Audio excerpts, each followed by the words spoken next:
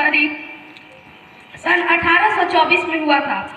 मेरे बचपन का नाम मूलशंकर था। मेरे पिता का नाम करशन जी लाल जी तिवारी था। मेरे माता का नाम मेरा जन्म धनु राशि में मूल नक्षत्र में हुआ था, जिसकी वजह से मेरा बाल्य अवस्था का नाम मूलशंकर पड़ा था। मेरी माता वैष्णव थी, जबकि मेरे पिता शैव मत के अनुयायी थे। एक बार मैं शिव का पक्का भक्त था, इसीलिए मेरे पिताजी ने मुझे महाशिवरात्रि का व्रत करने को कहा। शिव मंदिर में एक चूहे ने शिवलिंग पर उत्पात मचाया। तब मुझे बोध हुआ कि यह वह शिव नहीं जिनकी कथाएं मुझे सुनाई गई थी। फिर उसके बाद मैं अपने घर लौट गया और सच्चे शिव के प्रति मेरी जिज्ञासा उठी।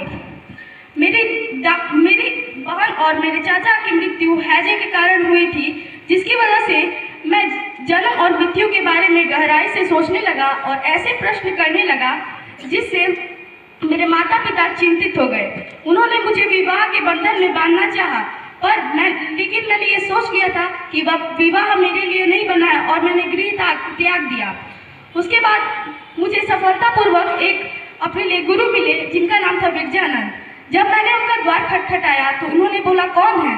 तो मैंने बोला कि मैं वही तो जानने आपके पास आया हूँ। इससे उन्होंने यह सुनकर मुझे अपना शिष्य बना लिया और उसके बाद मुझे सारे संस्कृत के बारे में बताया। और जब गुरु दक्षिणा की बारी आई, मैं उनके लिए एक से लौंग लेके आया था, लेकिन उन्होंने वह लेने से मना करके कह दिया कि मैं तुम्हारा पूरा जीवन वेद के प्रचार में चाहता हूँ। उसके बाद मैं जगह जगह जाकर वेद का प्रचार करने लगा और सनातन धर्म का भी। मैंने वहाँ एक नारा दिया कि वेदों पर लौट आओ। मैंने आर्य समाज की स्थापना मुंबई में की। मेरी मृत्यु एक मेरे दास ने दूध में कांच मिलाकर की थी। धन्यवाद।